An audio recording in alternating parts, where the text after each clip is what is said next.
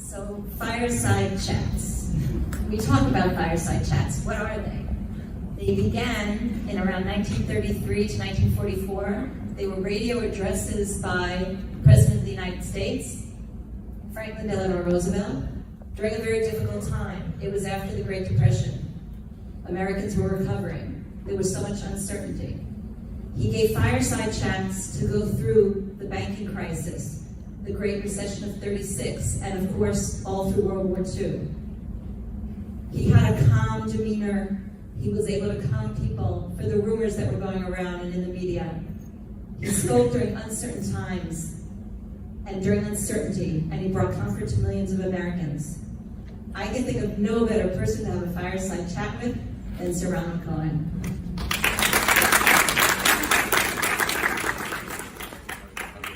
Now, Sir Ronald Cohen is someone that needs no introduction, but I have to say something. So I'm trying to think of something that maybe you don't know. Maybe you don't know that he was born in Egypt. Sir Ronald Cohen is known as the father of British venture capital. He was one of the founders of APACS.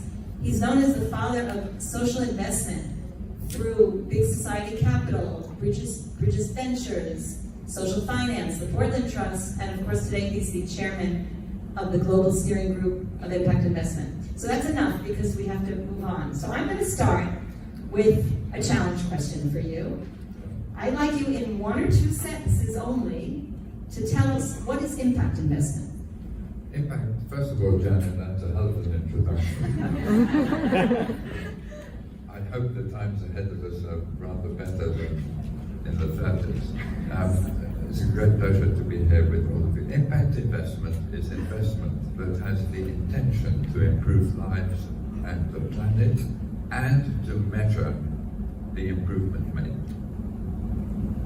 Thank you. So we know what the Industrial Revolution is, we know about the technological revolution, you talk about the impact revolution.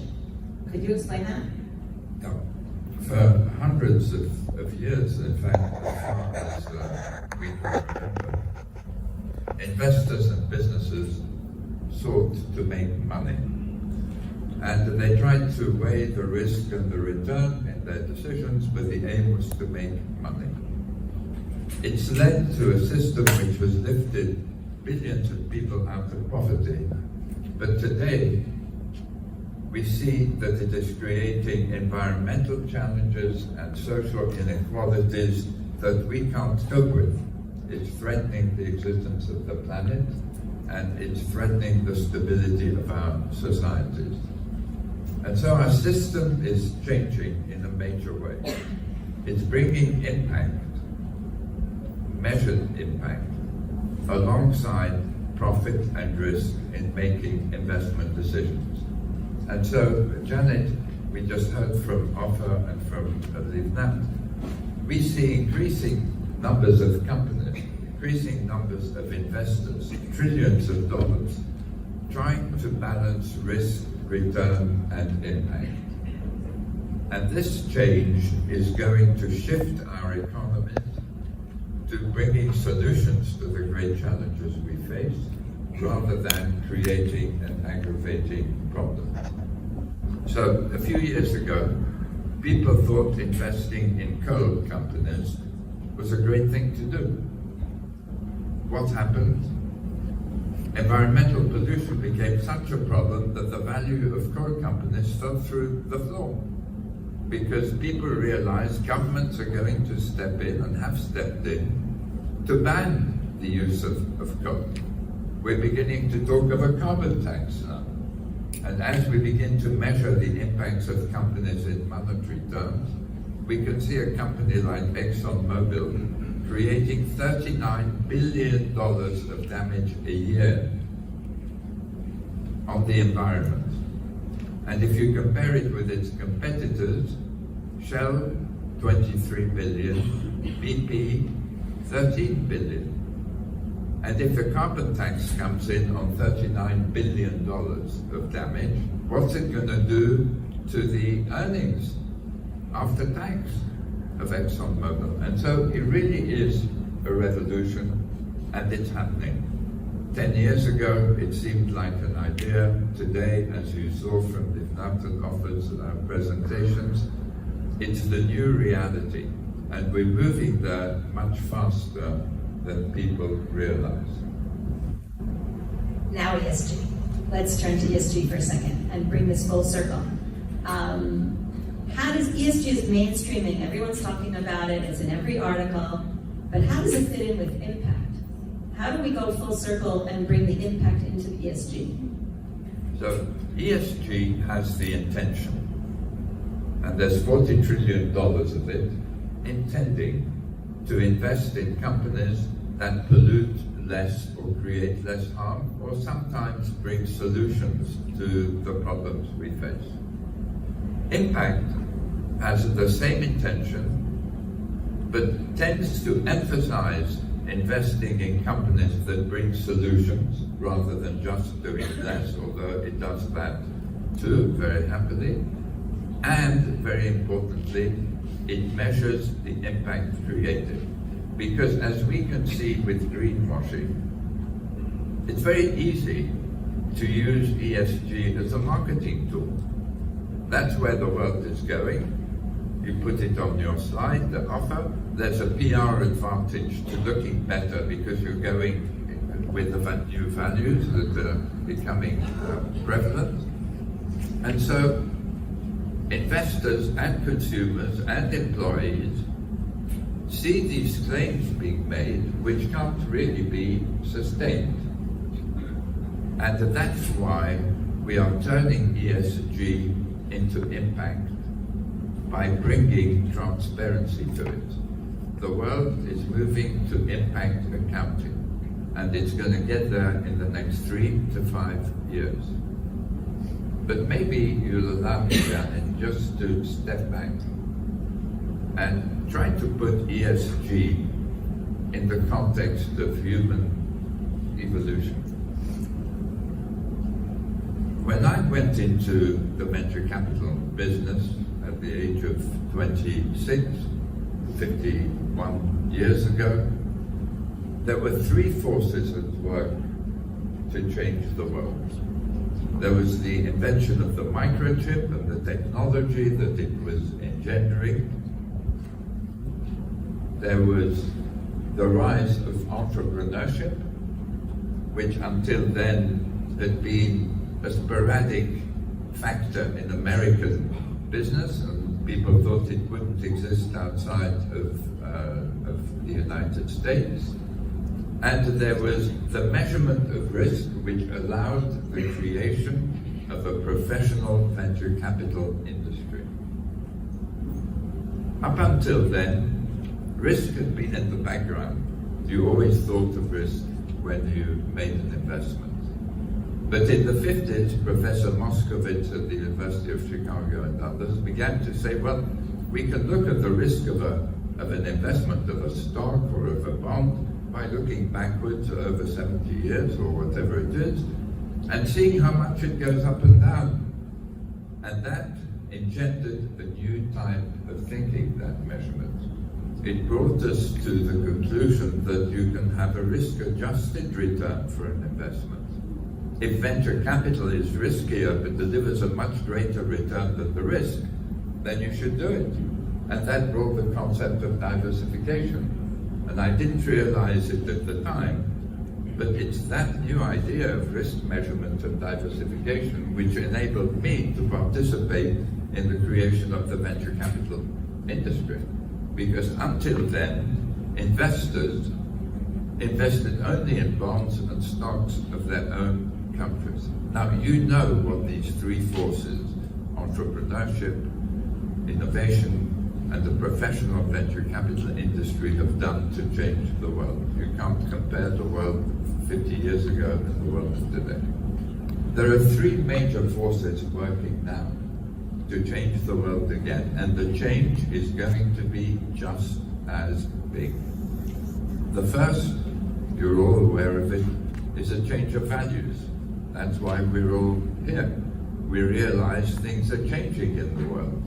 Young people started it. They didn't want to work for companies doing harm. They didn't want to buy their products. Investors became aware of it, and you have 40 trillion of ESG investment, and you have probably 2.5 to 3.5 trillion of impact investment in the world. That's a major force. The second, Janet, as you well know, is a massive leap in technology now. The arrival of artificial intelligence, machine learning, augmented reality is a leap that is similar to the invention of the microchip. And it enables us to deliver impacts globally in ways humanity could never contemplate previously. You can have telehealth, you can have teleeducation. We're beginning to see investment in systems that transform finance. We are going to see disruption in every sector through technology. Tesla is the first example of it, bringing impact thinking in the environmental space with new technology to disrupt the automobile industry and in 20 years create a $1 trillion business. And the third force is transparency on the impacts that companies create. That technology, Janet, as you well know, enables us to use big data and machine learning and artificial intelligence to measure in a granular way the impacts that companies create. The impacts that they create through their operations on the environment, through their employment on people, through their product and their supply chains on people and the environment. And we are heading, Janet, to the publication, the mandatory publication by companies of an impact statement, a fourth financial statement for every company, where you show the revenues, the costs, and the impact in monetary terms of companies. That is the impact revolution. Amazing. Standardization, as Ofer explained though, is all over the place. And as the examples he put on were perfect because they were also all over the place. As investor looking, yes, they all had the same values underneath, but they're all over. So what do we do to make standardization something where those beautiful slides people put up can actually be compared and evaluated? So Ofer had on his slides the creation of the International Sustainability Standards Board by the IFRS Foundation. This happened at the COP a year ago to standardize the metrics on all corporate, environmental, and social impact. The IFRSF is responsible for financial accounting standards across the whole world except the USA. But he also put on the slide that the SEC, which is responsible for regulation in the United States, as you know, has put on the table the mandatory disclosure of all environmental impacts that companies create, all the way through to their supply chain impact. The EU, also on your slide, Ofer, well done, the EU has mandated transparency on investment vehicles. Now, what Ofer didn't put on this slide, because it isn't visible yet to the whole world, is the advances that are being made in valuing impact and the precision that they bring in comparison with the ratings and the lists and so on and so forth is unbelievable. Let me give you an example. Out of 3,000 companies which the Harvard Business School's Impact-Weighted Accounts Initiative published the environmental impact of, forgive the sentence, it turns out that 450 create more damage in a year than they make in profit. We've never had that type of insight into a group of companies. 1,000 create damage of 25% or more of their profit. That says that 2,000 are creating less than 25% and can shift to net zero a lot more easily. That precision in monetary terms is going to come to the use of water, to soil erosion, to biodiversity and so on. So we've taken the first step thinking it through, but now the tools have developed to be able to express it in monetary terms. And the standardization, of course, is key because investors can see that the impact data is stock price sensitive. What does that mean? The IWAI at Harvard has shown that there's a correlation between higher levels of pollution and lower stock market value for companies within the same sector. So the data that is floating around and is exploding today about impact is changing the value of companies. What does that say to regulators? We have a disorderly market. Some investors have access to the information, some don't. The information isn't standardized, isn't comparable, isn't verified. And that's what's happening now. But I want to address the social dimension. You showed Apple. If you measure diversity, you had diversity as, I think, the 23rd criterion that they were listing. You measure the diversity of Apple, which we never really tried to put a monetary value on before. How do you do that?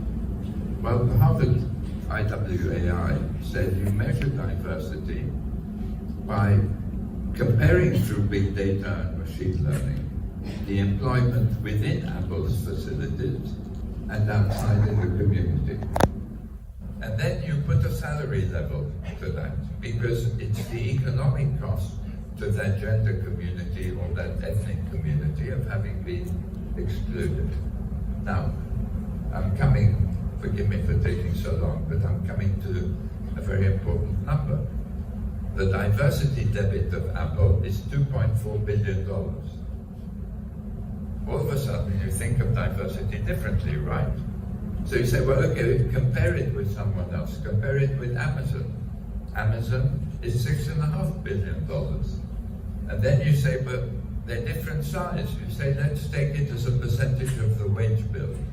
Apple, 24%, Amazon, 16%. And now we begin to have tools to analyze in a very granular way the impacts that companies create, to work out correlations between impact performance and profit and growth performance.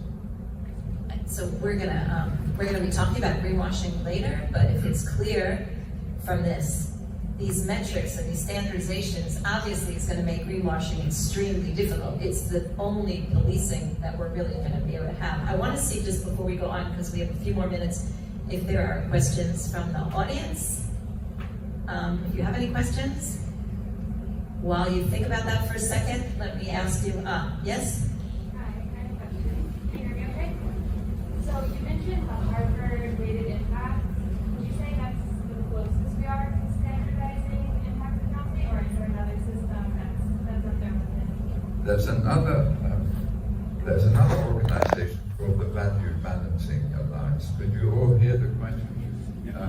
Value Balancing Alliance, which is based in Frankfurt and which is working very closely now with a spin-off from the IWAI called the International Foundation for Valuing Impact. In my view, those and the accounting firms, which are all working on different aspects of valuation, are the leading edge efforts.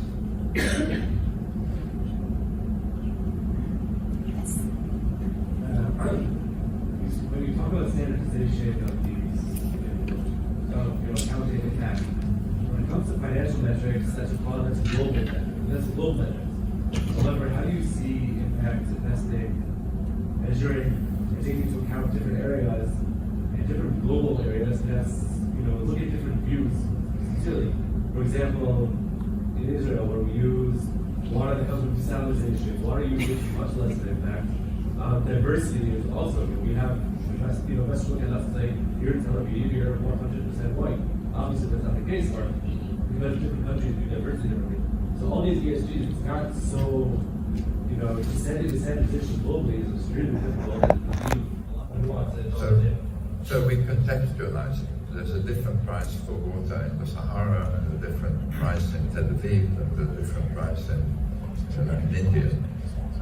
You have to contextualize the evaluation coefficients.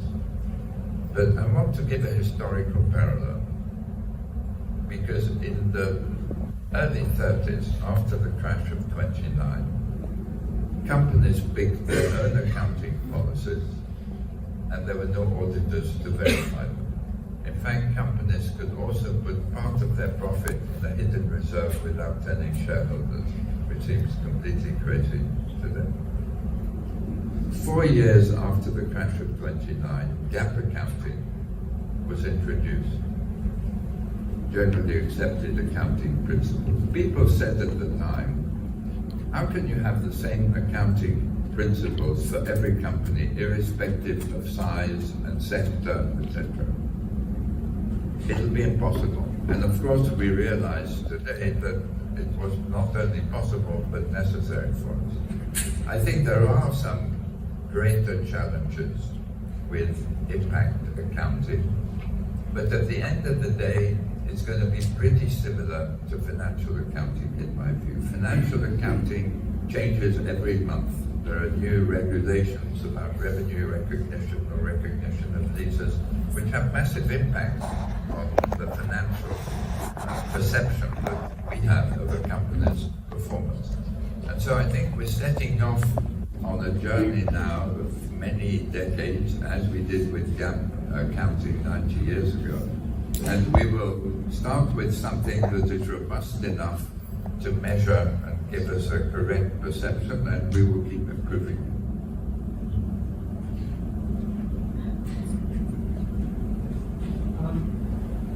So as we develop ESG more and more, it remains a very difficult to understand concept that it seems totally disconnected from essentially what it comes down to, which is sustainable development.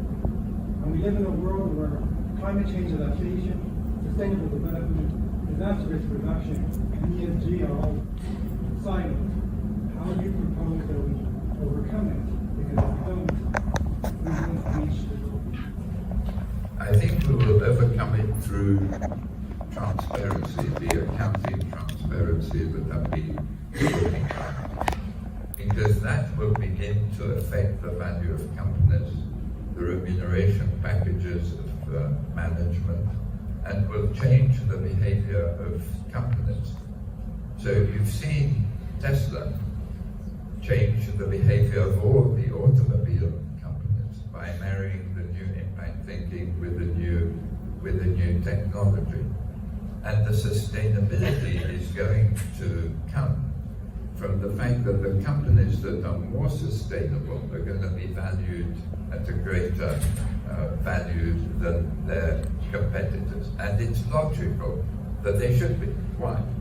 There's the risk of regulation, ExxonMobil example, of taxation, also ExxonMobil. If ExxonMobil wants to avoid getting taxed on 39 billion of emissions, what does it have to do? It has to invest in reducing its carbon emissions. It's going to have an impact on its bottom line. Investors are going to take that into account in deciding whether they should invest in ExxonMobil or BP. So what's happening in the world today is that the cost of capital for a sustainable company is going down. There's $1.5 trillion of sustainability-linked bonds and loans. Teva issued a $5 billion loan, where the interest that Teva pays falls if Teva reaches certain environmental and social objectives. That's why it's a revolution, because the financial markets are valuing differently companies that are sustainable versus companies that are not.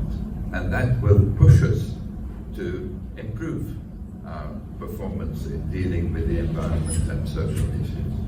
Well, I have about 30 more questions, if you don't mind, but actually I think our time is up. So just want to thank Ronald Cohen. This has been such an honor.